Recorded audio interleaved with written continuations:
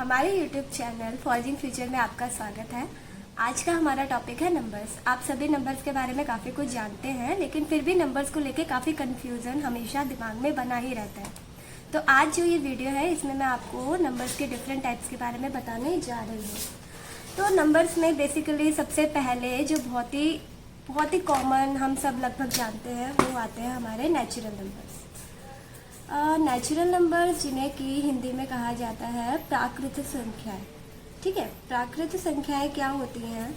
प्राकृतिक संख्याएं वो संख्याएं हैं जो हम डेली लाइफ में यूज़ करते हैं। जो भी संख्या 0 से बड़ी होती है, मतलब 1, 2, 3, 4 इस तरीके से इन्फिनिटी तक। इन्फिनिटी का मतलब है कि हम, क्योंकि गिनती तो कितनी भी हो सकती है, तो इन्फिनिटी यानी अनगिनत तक, जब तक अनंत तक जो भी संख्याएं हैं वो सब प्राकृतिक संख्याएं होती है।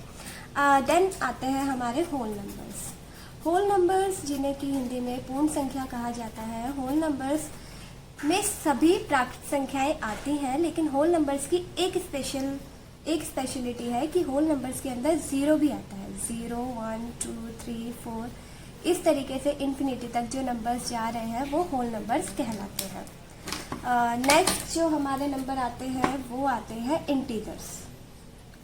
इंटीजर्स जो है मतलब कि पूर्णांक। इंटीजर्स को मैं आपको कैटेगराइज करके बताती हूँ। इंटीजर्स 2 तरीके के होते हैं, एक होता है पॉजिटिव और एक होता है नेगेटिव इंटीजर। पॉजिटिव यानी धनात्मक, नेगेटिव यानी ऋणात्मक इंटीजर। जब भी कभी हम नंबर लाइन बहुत लोग जानते भी होंगे, नंबर लाइन के 0 से राइट हैंड साइड के जो नंबर्स हैं, जैसे 1, 2, 3, 4 ये सब पॉजिटिव इंटीजर्स हैं, और जो 0 के लेफ्ट हैंड साइड के जो नंबर्स हैं वो सब नेगेटिव इंटीजर्स हैं। अब यहाँ पे एक क्वेश्चन माइंड में पुटअप करता है हमारा कि ये जो 0 है क्या वो इंटीजर है या नहीं है। तो इसका आंसर है कि 0 इंटीजर तो है, लेकिन ना तो वो पॉजिटिव इंटीजर है और ना ही वो नेगेटिव इंटीजर है, वो एक न्यूट्रल इंटीजर है। तो 0 जो है वो हमारा एक न्यूट्रल इंटीजर है। देन जो हमारे नंबर्स आते हैं वो आते हैं रियल नंबर्स। रियल नंबर्स वो सभी नंबर्स हैं जिन्हें हम नंबर लाइन पे शो कर सकते हैं। नंबर को वास्तविक संख्या भी कहा जाता है। नेक्स्ट हम आते हैं इमेजिनरी नंबर पर। इमेजिनरी नंबर वो नंबर्स हैं जो रियल नहीं है, इन्हें अवास्तविक या फिर काल्पनिक नंबर भी कहा जाता है। इमेजिनरी नंबर का जो स्क्वायर होता है वो -1 होता है। जैसे कि आप सभी को पता है कि किसी भी संख्या का स्क्वायर, चाहे वो पॉजिटिव हो चाहे वो नेगेटिव हो, उसका स्क्वायर जो होता है वो हमेशा पॉजिटिव होता है। तो लेकिन इमेजिनरी नंबर्स में ऐसा नहीं होता, उसका जो स्क्वायर है वो नेगेटिव होता है, इसीलिए उसे इमेजिनरी नंबर कहा जाता है। नेक्स्ट आते हैं हम कॉम्प्लेक्स नंबर पर। कॉम्प्लेक्स नंबर्स को हिंदी में हम सम्मिश्र संख्याएं कहते हैं। सम्मिश्र संख्याएं जो कि वास्तविक और इमेजिनरी नंबर्स को मिला के बनती हैं, जैसे कि a + bi, ये इक्वेशन होती है कॉम्प्लेक्स नंबर की, जहाँ पर जो i है वो आप जानते हैं कि इमेजिनरी नंबर है।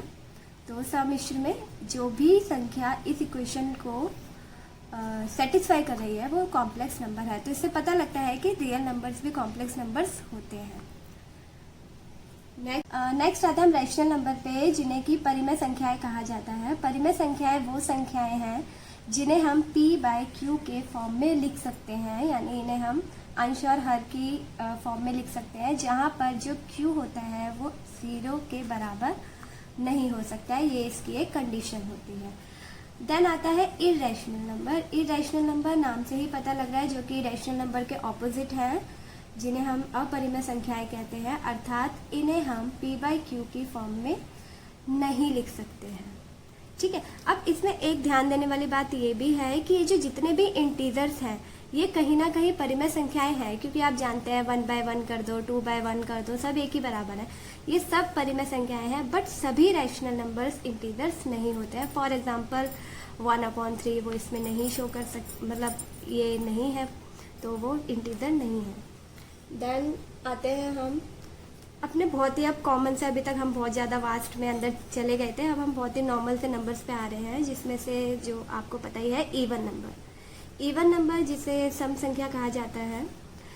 तो इवन नंबर का क्या मतलब है? वे सारे नंबर, वो सभी नंबर जो 2 से डिवाइड हो सकते हैं, जो 2 से डिविजिबल है, जैसे कि 2, 4 6, जिसे ईजिली हम बच्चों को सिखाते हैं तो ये भी कह देते हैं कि जो 2 के पहाड़े में आते हैं, तो वो भी कुछ गलत नहीं है। जो भी 2 से डिविजिबल है वो सभी नंबर इवन नंबर है। बट अगर कोई नंबर बहुत बड़ा सा आपको दिया हुआ है 5 6 4 2, तो आप कैसे पता लगाएंगे ये इवन नंबर है? तो उसका कुछ ज़्यादा मुश्किल नहीं है। लास्ट वाला डिजिट देखिए, अगर वो 2 4 6 8 और 0 है तो वो इवन नंबर है। देन ऑड नंबर वो नंबर है सभी जो 2 से डिविजिबल नहीं है, या जिन्हें हम 2 से डिवाइड करते हैं तो एक रिमाइंडर उसमें बच जाता है। जैसे 1 3 5 7 9, इस तरीके से सभी नंबर्स ऑड नंबर्स होते हैं। अब ऑड नंबर पहचानने का क्या तरीका है? सेम, जो जिनके पीछे 1 3 5 7 9 आएगा वो ऑड नंबर है। फॉर एग्जांपल 791, तो यहाँ पे जो 1 है, 1 से हम पता लगा सकते हैं 791 एक ऑड नंबर है। अब उसके बाद एक बहुत इम्पॉर्टेंट, जो एग्ज़ाम के दृष्टिकोण से बहुत ही इम्पॉर्टेंट नंबर है वो आता है, वो होता है हमारा अभाज्य संख्या। अभाज्य संख्याओं का मतलब है कि इस नाम से पता लग रहा है जो भाज्य नहीं हो सकती, या फिर हम इसका और डीप में जाएं तो अभाज्य संख्याओं का मतलब ये होता है कि जिसके सिर्फ और सिर्फ 2 फैक्टर्स होते हैं। एक तो वो एक, और एक वो अपनी खुद, इटसेल्फ। एक तो वो एक से डिवाइड होती है, एक वो खुद से डिवाइड होती है। तो सबसे छोटी जो अभाज्य संख्या है वो है 2, देन 3 5 7। बहुत लोगों को कन्फ्यूजन हो जाता है कि विषम संख्याओं को ही हम अभाज्य संख्या कह सकते हैं, बट यहाँ पे देखिए 2 विषम नहीं है, सम है, लेकिन फिर भी वो अभाज्य है।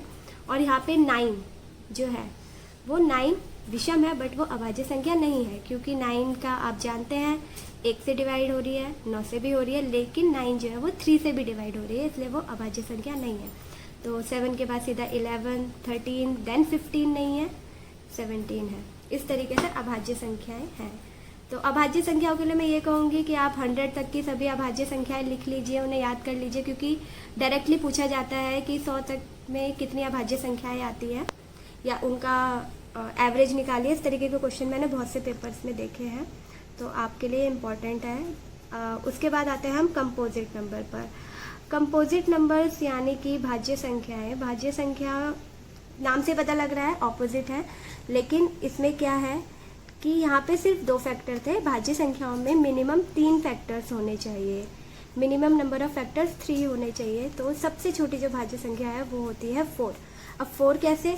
4 एक तो 1 से डिवाइड हो रही है, दूसरा 2 से भी डिवाइड हो रही है, और तीसरा 4 से डिवाइड हो रही है।